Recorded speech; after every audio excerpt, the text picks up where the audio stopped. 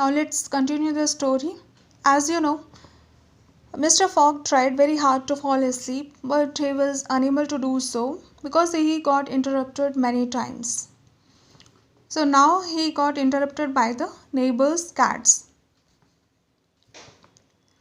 Mr. Fogg was very upset. He leaped out of bed and went to the window. He began to throw anything he could find at the cats: his boots, a soap dish, a comb, a plate, a brush, and so on. So, whatever came into his hands, he just started throwing at the cats to make them silent. Finally, he managed to get the cats to go back inside and remain silent.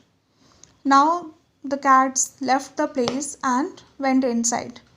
It seemed silly to continue counting sheep again, but Mr. Fogg wanted to try it one more last time. So, though he thought that it's a silly idea to count the sheep again, but he wanted to take one more chance. This time, the trick nearly worked.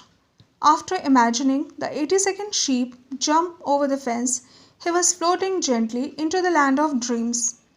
Now he was sleeping peacefully and lost in dreams. That was when his wife rolled out of bed and fell on the floor with a loud thud. Thud means a heavy sound. So his wife fell on the floor with a heavy sound. The baby woke up and started crying again. Soon Mr. Fogg's aunt too came in and asked, "Did you feel the earthquake?" It means the sound was very heavy that the baby started crying, and Mr. Fogg's aunt came and asked. She felt the sound like an earthquake.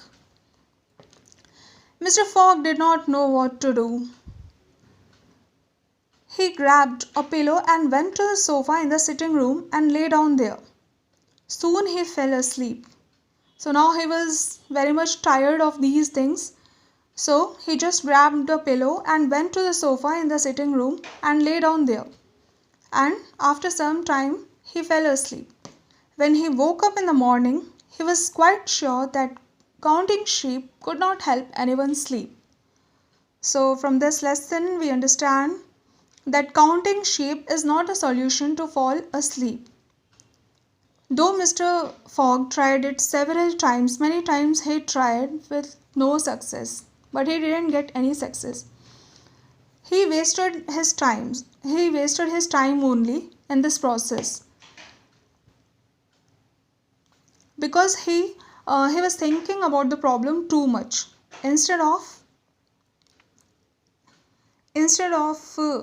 relaxing. He was thinking about the problem only.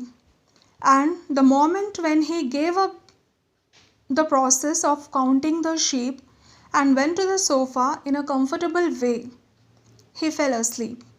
That was the only time he actually prepared himself to sleep. This is an extract from Elbow Room by Charles Heber Clarke.